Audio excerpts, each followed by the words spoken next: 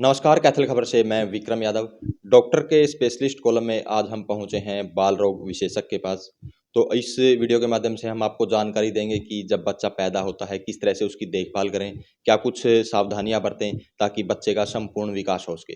तो हमारे साथ डॉक्टर अमित यादव मौजूद हैं, बाल रोग विशेषज्ञ। तो इनसे जानेंगे कि क्या क्या जो पेरेंट्स हैं सावधानी रखें, किस तरह से आपका बच्चा स्वस्थ रह सकता है। तो आइए बातचीत कर लेते हैं। जी डॉक्टर साहब, सबसे पहले स्वागत है। नमस्कार, मैं डॉक्टर अमित यादव, बाल रोग विशेषज्ञ, अमित चाइल्ड केयर हॉस्पिटल से।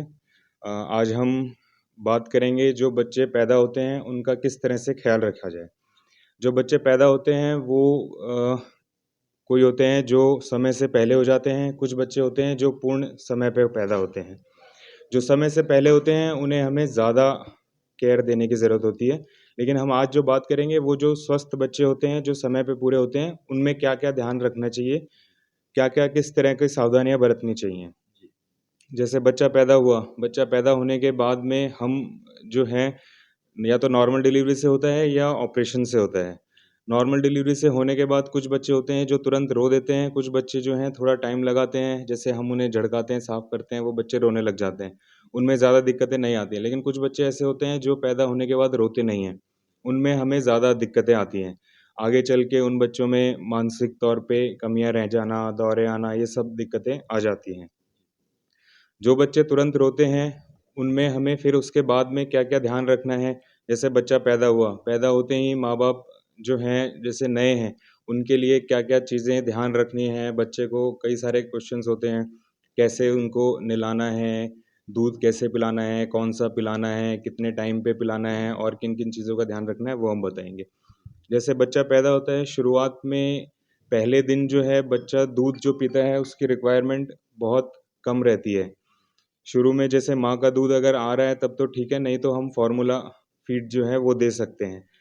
और अन्य दूध जो हैं हमें 6 महीने तक नहीं देने चाहिए बच्चे को।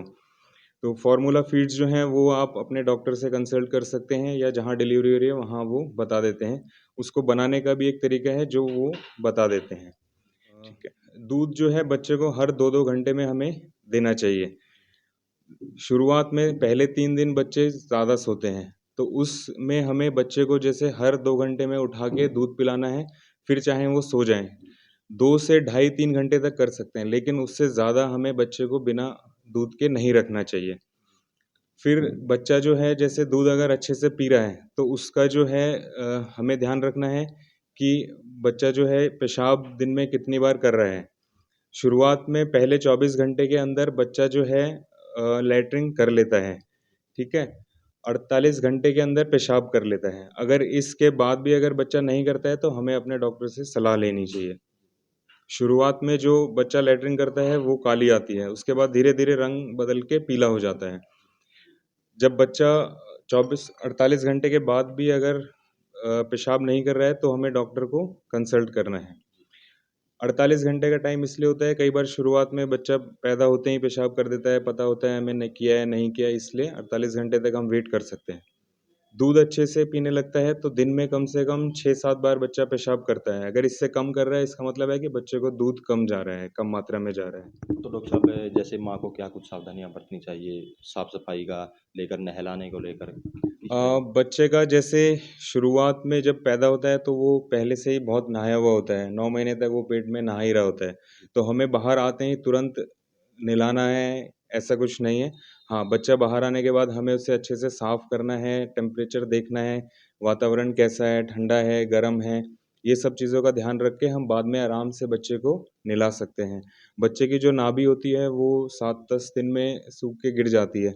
तो बेहतर रहता है कि हम उसके बाद नहलाएँ, तब तक बच्चे को हम स्पंज कर सकते हैं, गीले कपड़े से पोंछ सकते हैं, ठीक है? उसके बाद जो है जब वो गिर जाती है, सूख जाती है, उसके बाद हम आराम से नहला सकते हैं बच्चे को। जी, तो जो बच्चे की माँ है उसको क्या कुछ सावधानियाँ बरतनी चाहिए? बच्चे की माँ को ये ध्यान रखना है कि उसको हर 2 घंटे में दूध पिलाती रहे, उसकी साफ-सफाई का ध्यान रखे।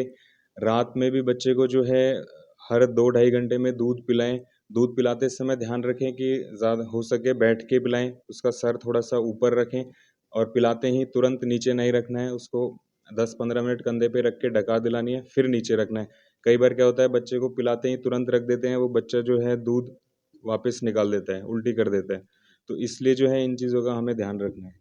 तो डॉक्टर साहब कुछ बच्चे हैं ना जैसे छोटे होते हैं मतलब ज़्यादा रोते हैं, वो क्या रीज़न? बच्चों के रोने के बहुत कारण हैं, जैसे बच्चे को भूख लगी है तो बच्चा रोता है, बच्चा पेशाब कर दिया है, गीले में है तो रोता है, बच्चे ने लैट्रिन कर दिया है उसके लिए रोता है। तो ये सारे कारण होते हैं बच्चे के रोने के। कई बार बच्चों के पेट में दर्द होता है, कोलिक पेन बोलते हैं, उसकी वजह से रोते हैं। तो बच्चा जो है कई बार पेशाब करने से पहले बहुत रोता है, तो ये सारे जो हैं बच्चे के रोने के तरीके हैं। तो इनमें ज़्यादा घबराने की ज़रूरत नहीं है। हाँ, बच्चे को टाइम पे दूध पिलाएँगे तो बच्चा स्वस्थ रहेगा, वेट गेन करेगा, उसकी ग्रोथ अच्छी होएगी। तो डॉक्टर से किन रीजन में मिलना चाहिए? क्या कुछ जो लक्षण है बच्चे में हो जब बाल रोग विशेषज्ञ की सलाह लें? अगर बच्चा दूध कम पी रहा है, सुस्त है, हाथ-पैर कम चला रहा है, साँस तेज़ ले रहा है, बच्चे का रंग बदल रहा है या तो सफ़ेद हो रहा है, नीला हो रहा है या ज़्यादा पीला हो रहा है, इन चीज़ों में जो है अपने डॉक्टर से आप सलाह ले सकते हैं। नॉर्मली बच्चे जो होते हैं पैदा होने के दूसरे-तीसरे दिन कई बार पीलापन आता है बच्चों को, वो हमें ध्यान रखना है, बहुत ज़्यादा है तो हमें अपने डॉक्टर से सलाह लेनी है, नहीं तो आप घर में जैसे धूप वगैरह जो है सुबह के टाइम वो लगा सकते हैं। इसमें भी पीलिया जो है बढ़ने का रिस्क ज़्यादा उनमें होता है जैसे मदर हैं उनका ब्लड ग्रुप ओ है, बच्चे का ए या बी है उसमें थोड़ा रिस्क रहता है। या फिर मदर का कोई भी नेगेटिव ग्रुप है, बच्चे का पॉज़िटिव है, उसमें थोड़ा पीलापन ज़्यादा बढ़ने का रिस्क रहता है। डॉक्टर साहब कुछ बच्चे हैं जैसे ज़्यादा दिन में बोलते हैं, वो क्या रीज़न है? बच्चे जो हैं कुछ बच्चे होते हैं जो थोड़ा जल्दी बोलना शुरू करते हैं, कुछ बच्चे लेट बोलना शुरू करते हैं। नॉर्मली 6-1 महीने के आसपास बच्चा जो है सिंगल वर्ड बोलने लग जाता है जैसे माँ, पा, बा इस तरह का और साल भर का बच्चा जो है मम्मा, पापा, बाबा इस तरह के शब्द बोलने लगता है। धीरे-धीरे जैसे बड़ा होता है फिर वो शब्दों को मिला के वाक्य बनाने लगता है। कुछ बच्चे साल, डेढ़ साल में कुछ-कुछ बोलने लगते हैं। कुछ बच्चे होते हैं जो 2-3 साल भी ले लेते हैं, लेकिन अगर बच्चा जो है हमें ये ध्यान रखना है कि जो बच्चा लेट बोल रहा है, उसकी बाकी जो स्क्रीनिंग है वो हमें ज़रूर करानी है। जैसे बच्चा सुन पा रहा है, नहीं सुन पा रहा है, क्योंकि हम बोल रहे हैं और बच्चे को सुन नहीं रहा है, तो भी वो उस चीज़ को नहीं सीख पाएगा। तो ये चीज़ों का ध्यान रखना है। बाकी अगर कुछ शब्द बच्चा बोलने लगा है, तो धीरे-धीरे बोलने लगता है। जी। तो समय-समय पर जो बच्चों का चेकअप है वो ज़रूरी है क्या? हाँ, समय पे शुरुआत में जैसे बच्चा पैदा हुआ, तो बच्चा पैदा होने के बाद दिखाना बहुत ज़रूरी है, उससे बहुत सारी चीज़ें जो हैं असेस होती हैं और बच्चे का जो शुरुआती जन्म के समय का टीकाकरण है, वो हो जाता है, तो वो काफ़ी ज़रूरी है। तो ये थे हमारे साथ बाल रोग विशेषज्ञ डॉक्टर अमित यादव जिन्होंने जो न्यूबॉर्न बेबी हैं, वो जो पैदा होते हैं, किन चीज़ों का आपने ध्यान रखना रखना है ताकि आपके बच्चे स्वस्थ हों। तो इस वीडियो को ज़्यादा से ज़्यादा शेयर करें, लाइक करें, कमेंट करें ताकि ज़्यादा से ज़्यादा लोगों तक ये मैसेज पहुँच सके।